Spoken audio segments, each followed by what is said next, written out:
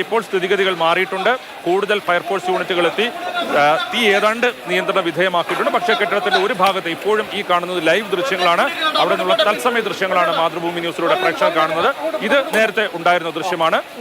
അത്തരത്തിൽ അവിടെ ഒരു തീ അണയ്ക്കാൻ കഴിഞ്ഞിട്ടുണ്ട്. പക്ഷേ കെട്ടിടത്തിന്റെ ഒരു ഭാഗത്തേക്ക് പൂർണ്ണമായും അഗ്നിശമന സേനാ യൂണിറ്റുകൾക്ക് എത്താൻ കഴിയുന്നില്ല എന്നുള്ളതാണ് പ്രശ്നം. അതുകൊണ്ട് തന്നെയാണ് പ്രധാനപ്പെട്ട ചോദ്യം ഉയരുന്നത്. ഇത്തരം കെട്ടിടങ്ങൾക്ക് സുരക്ഷാ സർട്ടിഫിക്കറ്റുകൾ നൽകുമ്പോൾ അത് ശരിയായ മാനദണ്ഡങ്ങൾ പാലിച്ചു തന്നെയാണോ?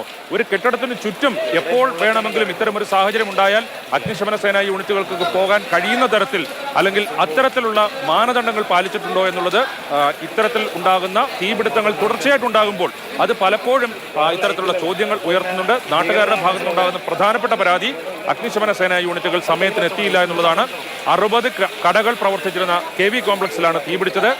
നിരവധി ആളുകളുടെ ഉപജീവന മാർഗം അത് കട നേരിട്ട് നടത്തുന്നതും അവിടെ ജോലി ചെയ്യുന്നവരുടേതുമായുള്ള ആളുകളുടെ ഉപജീവന മാർഗത്തിനാണ് ഇപ്പോൾ ഈ രീതിയിൽ തീ വിഴുങ്ങിയിരിക്കുന്നത്. ഫെലിക്സ്, ഇപ്പോഴെന്താണ് അവസ്ഥ?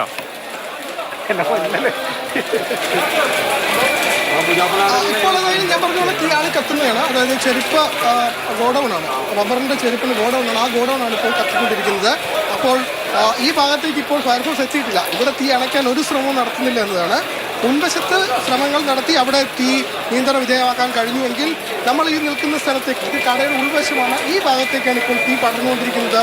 ഈ ഭാഗത്ത് തീ അണയ്ക്കാൻ കഴിഞ്ഞിട്ടില്ല. ഇവിടെ ഫയർഫോഴ്സ് നേരത്തെ എത്തിയെന്ന് തോന്നുന്നു. പക്ഷേ ഇപ്പോൾ ഇവിടെ ഫയർഫോഴ്സ് എത്തിയിട്ടില്ല. ഇവിടെ തീ അണയ്ക്കാനൊരു സംവിധാനവും ഇവിടെ ഒരുക്കിയിട്ടില്ല എന്നതാണ്.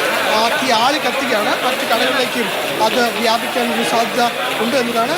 അങ്ങനെയൊരു ആശങ്ക ഉണ്ട്. പ്രത്യേകിച്ചും റബ്ബറിൻ്റെ ചെരുപ്പ് ഗോഡൗണാണ്. ആ ഗോഡൗണാണ് ഇപ്പോൾ തീ പടർന്നുകൊണ്ടിരിക്കുന്നത്. മറ്റൊരു വശത്ത് തീർച്ചയായിട്ടും തീ അണയ്ക്കാൻ കഴിഞ്ഞിട്ടുണ്ട്. അത് മുൻവശത്താണ്. അത് ഏതാണ്ട് തീ അണയ്ക്കാൻ കഴിഞ്ഞിട്ടുണ്ട്. പക്ഷേ ഇവിടേക്ക് ഫയർഫോഴ്സിൻ്റെ അധിക യൂണിറ്റുകൾ എത്തിയാൽ മാത്രമായിരിക്കും തീ പൂർണ്ണമായും അണയ്ക്കാൻ കഴിയുക.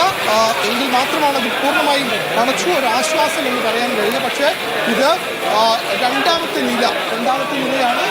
ഈ കോംപ്ലക്സിന് ഉൾവശത്തെ രണ്ടാമത്തെ നിലയാണ് ഇപ്പോൾ കത്തിക്കൊണ്ടിരിക്കുന്നത്. വലിയ തീപിടുത്തം തന്നെ ഇവിടെ ഉണ്ടാകുന്നു. അത് പൂർണ്ണമായും അണയ്ക്കണമെങ്കിൽ ഈ ഭാഗത്തു നിന്നും ഫയർഫോഴ്സ് വെള്ളം ചീറ്റേണ്ടതുണ്ട്.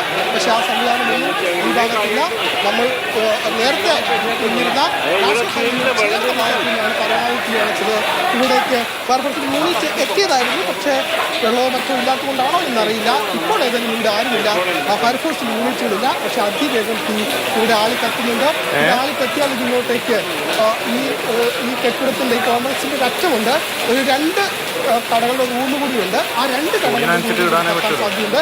അങ്ങനെ കത്തി ഇതിൻ്റെ എൻഡ് അവസാന ഭാഗത്തേക്ക് എത്തും. അത് കഴിഞ്ഞാൽ പിന്നെ ചെറിയ വിടവുണ്ട്.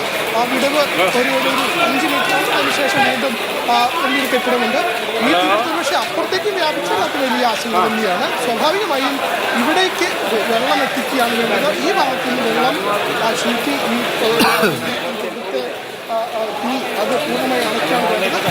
ഈ ഭാഗത്ത് തീ അണയ്ക്കുന്നതിൽ അഗ്നിശമന സേനാ യൂണിറ്റുകളും പരാജയപ്പെട്ടിരിക്കുകയാണ്. ഒരു ഭാഗത്ത് തീ മാത്രമേ അണയ്ക്കാൻ കഴിഞ്ഞിട്ടുള്ളൂ.